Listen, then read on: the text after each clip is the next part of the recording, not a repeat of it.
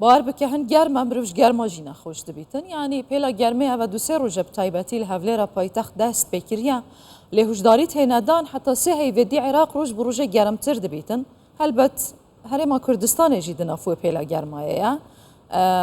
صدم چنکو اوقاز عراق دسوجی دج گرما و ام چوت شین خوب پارزین جهجه محمد علي فياض شرزاي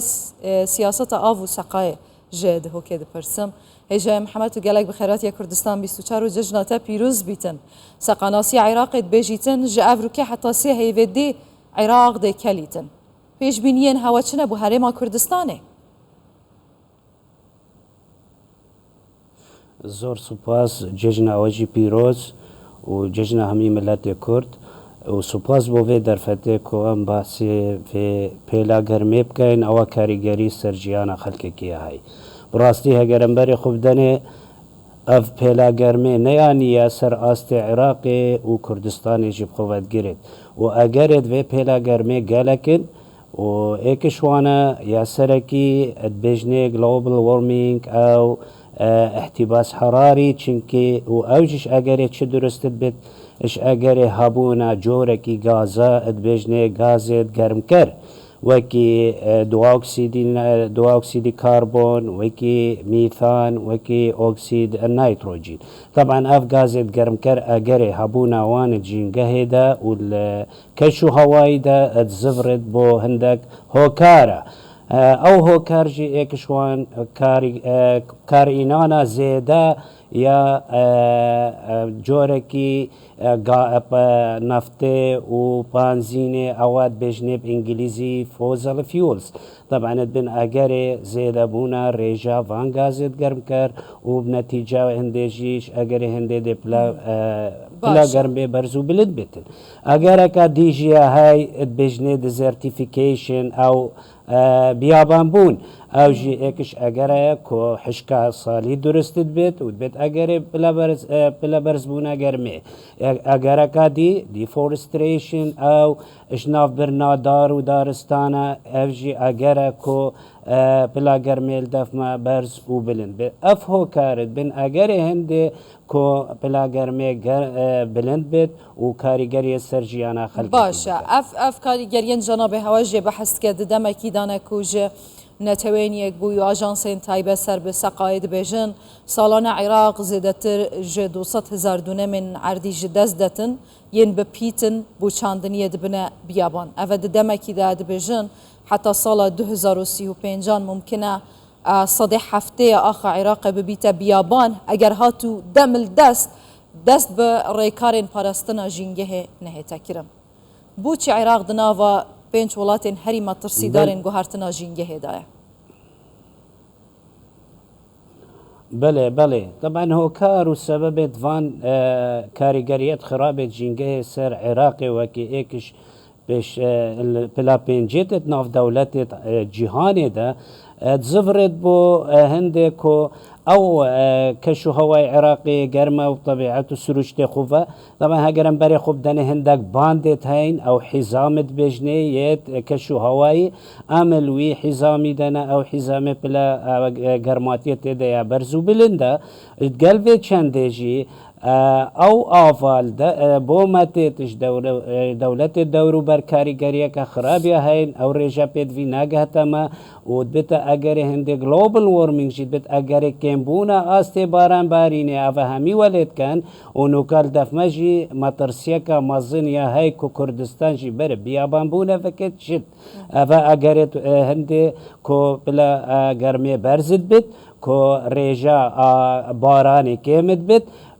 و اگر جی ماماجا پیکر ما گوتی بکارینانا سیاره و تشتکی دیجی های اواد بجنه شورشا پیش سازی جی کاریگریه که یا خراب های اوه همی ولید کن او گازات زیده بند طبعا هگرم بری خوب دنه هوکار نه امین هوکار او دولت بجنه دولت پیش سازی نه اهالی سروی نقطه هجه محمد من خواست دل من دابوی پرسیارش تبکم جناب هواد بجید اگر نه امین گو عراق دناوا پنج ولاتن هری زیدین گو هرتنا سقای و کاریگرین وین نرینی دایا ولاتن مزنن پیش سازیا جیهانین اگر هو سایه بوچی افولاتن مزنن پیش سازی بوچی عراق قربون ناکن هفکاری ناکن حتی وی جینگه جمرن قرطال کن. زور سپاس راستی اوه پیشنیاره که جان و الجه خوده پیدویه هندک فشار هبن طبعا وقتی ام بیشن اف دولت پیشکفتی و پیش سازی ادگل دجی او کمپانی نفتی مازن سر است جهان تقریبا 100 کمپانی نفتی هین سر است جهان کاریگریت خراب هنه سر جینگه و اگر گلوبال وارمینگ و برزبونا پلاگرمه نه بس دولت پیش سازی و انما او کمپانیت نفتشی پید وی قرار بکرنه بکنه ات کمترین آز داشی سپورتینگ هبید دعمک مالی هبید که هندگ ریکار بدن بر که جینگه باشتر لیب کن که هاندانا آچاندنا دارو بار بکن که ریجا پیز بونا جینگه بکن کن طبعا اف دولت پیش سازی و اف کمپانی نفتی هندک جور چارسریت دانن بر عالم کید بجنه چارسریت خاپاندنه چارسریت خاپاندنه طبعا اونا مستعدن دست جوان میلیارد دلار بردن اوی سالانه بوانتید اجبر وی چنده محاولت کن جوره کی چارسریه بینن بو عالمه کی امشن بیشن خاپاندنه که بو خلقی چت کن مثلا دی بیشه capturing of the hydrogen چاوا hydrogen العفو capturing of carbon يعني قرتنا كربوني وخزناوي الطبقات الجيولوجية عن طريق بريكا كده بيجني بريسبيتيشن وافجي بيدفي ماوكي درجة بيدفي وقتكي زيادة بيدفي امكانيات ودرايات مازنها لهجة محمد او سبورتينها كانت وي استيدا نابتن افوالاتنها آگه جويجي هبن قاوا عراق هشك ببيتا بيابان جینگه بمرید و چاخه کوچ چید بید او کوچه هنیجی دنیا که قیرانا دگل خود بد بوان ولاسه بوچی دست به پنگاون پراکتیک نکریا حتی کو جبر بیابان بونه خلق عراق کوچه ولاتین دی نکت اگر چنه حتی نو که دست به نکری بله چگومانینه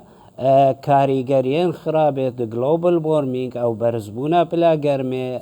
کاریگریا خود سر همین سکتر جیانی هین چه سکتر آبوری بید سکتر کمالایتی بید سکتر تندرستی بید سکتر دارایی بید او ام بیشن سکتر اقتصادی بید ایکش وان سکتر اوید ام بیشن ادبتا اگر آوربونا خلقه کی طبعا نکاتش دلخوشکر او جه دلخوشی اگر البیرا ما به حیوانه دا سمپوزیومک او کنفرانسک هاتا گریدان الدبی او گریدای اتفاقیه کشو هوایش لای نتویه گرتی و ما بست شوی کمبونه او بو چاور چارسریه که بینن که افریجا گازت گرم کرد تیند جینگه همه ام کمتر لیب کن اف مسئله برینو که هات یا گنگ شکرین